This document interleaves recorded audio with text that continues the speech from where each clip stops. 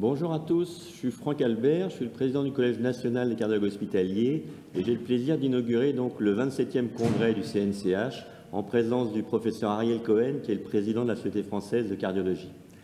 Bonjour Ariel. Bonjour. Tu termines ton mandat de président de la Société française de cardiologie dans quelques semaines.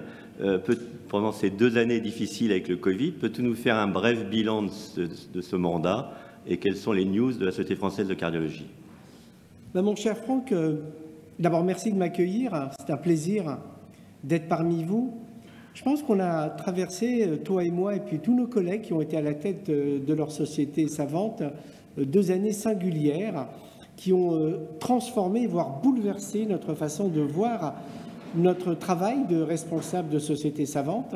D'abord, on a dû répondre à cette impasse sanitaire devant laquelle nous étions, en mobilisant nos équipes, en les rendant finalement disponibles et en leur donnant la possibilité de répondre à cet enjeu sanitaire majeur. Il a donc fallu fédérer et ensuite il a fallu diriger, encadrer, stimuler nos sociétés à distance. Alors on a eu des mandats non pas virtuels, mais dans lesquels nous avons dû intégrer une nouvelle culture qui a été cette culture si particulière de la gestion et de l'intégration du digital. Alors moi je retiens pour la Société française de cardiologie 2 grands axes.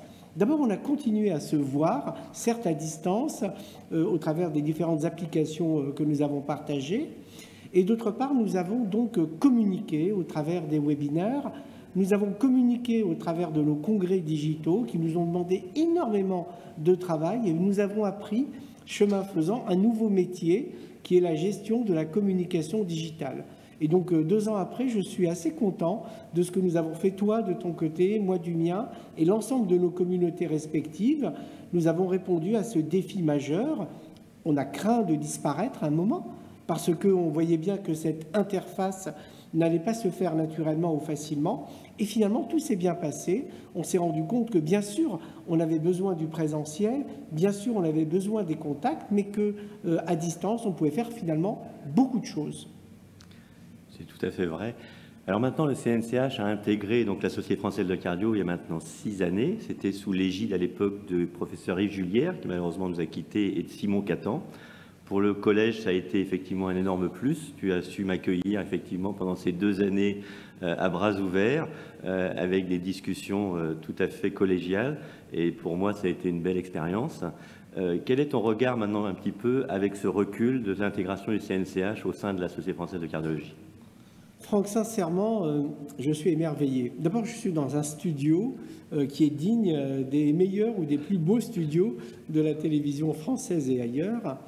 Ensuite, ce qui me frappe, mais est-ce bien original ce que je vais dire, c'est qu'autour de moi, hier lors de votre bureau, aujourd'hui lors de la séance inaugurale, j'ai beaucoup de visages familiers, des amis, et je pense que vous êtes aujourd'hui partie intégrante de la vie au quotidien de la Société française de cardiologie, au travers donc de votre investissement du quotidien, au travers de votre participation aux événements de la Société française de cardiologie. J'écoutais hier le magnifique exposé de Grégoire Ranger sur France PCI.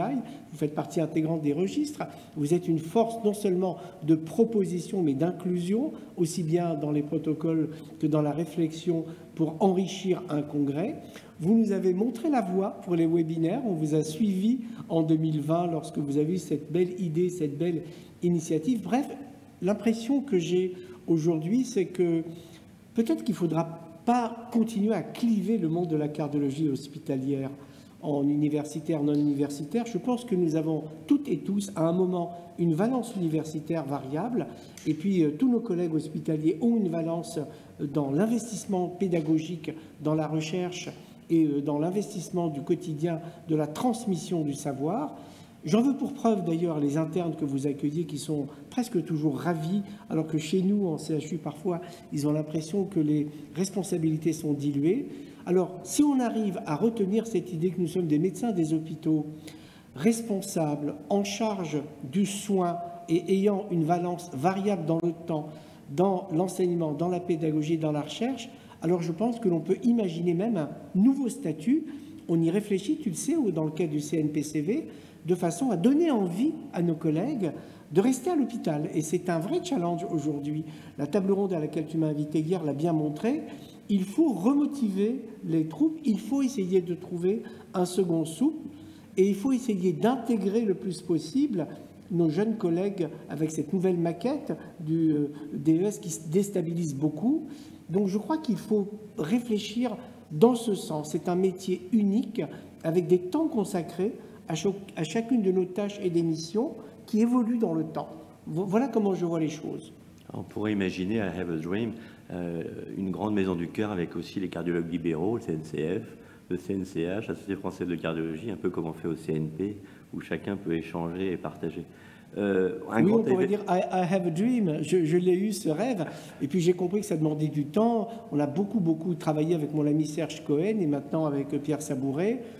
Je pense que les choses ne vont pas se faire peut-être comme ça par une espèce d'intégration qui est synonyme pour certains de nos collègues du mot un peu péjoratif qui est de métaboliser. D'ailleurs, vous n'avez pas du tout, loin de là, été métabolisé. Peut-être qu'il faut que les esprits évoluent. En tout cas, ce que je remarque, c'est que dans la structure du collège professionnel, nous avons réussi à créer une structure quadripartite avec des tâches et des missions équivalentes. Voilà la voie que je vois, mais ça prendra du temps. Donc j'ai un rêve, mais on va y arriver, hein, je pense. C'est une belle voie et ça a été fait grâce à ton impulsion. Un grand événement de la cardiologie va arriver prochainement, c'est le grand congrès annuel des Journées européennes de la Société française de cardiologie qui réunit plus de 7000 cardiologues.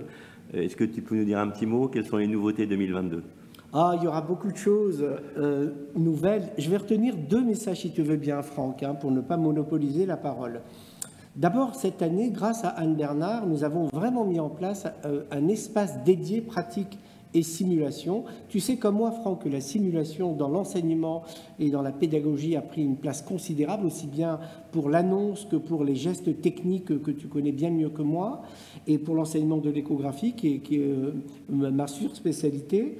Alors on a créé donc un espace très joli, je vais vous montrer une photo tout à l'heure, qui permettra donc d'intégrer finalement avec un programme dédié un certain nombre de thématiques et en intégrant également nos partenaires industriels dans le cadre du Training Center.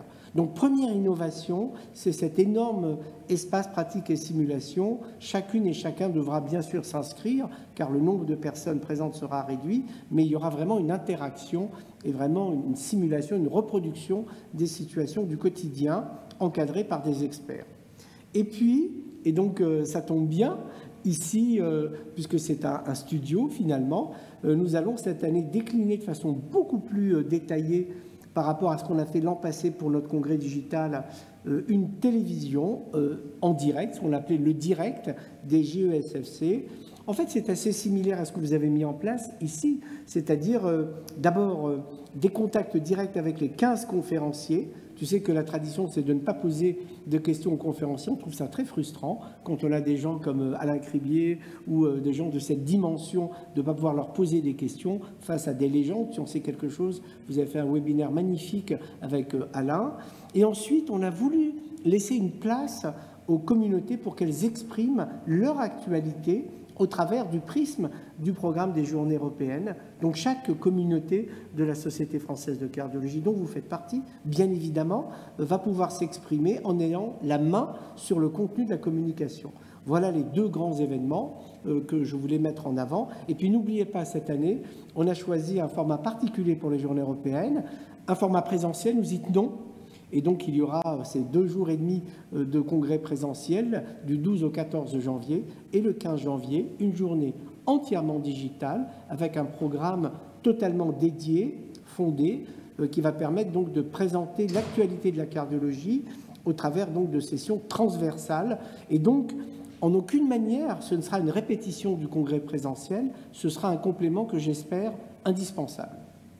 Très bien. Merci beaucoup Ariel pour inaugurer déjà le congrès du CNCH et puis rendez-vous donc le 14 janvier aux Journées européennes de la Société française de cardiologie. Du 12 au 15, n'oubliez pas. Merci beaucoup et à bientôt. Merci pour l'invitation, mes chers amis. Merci.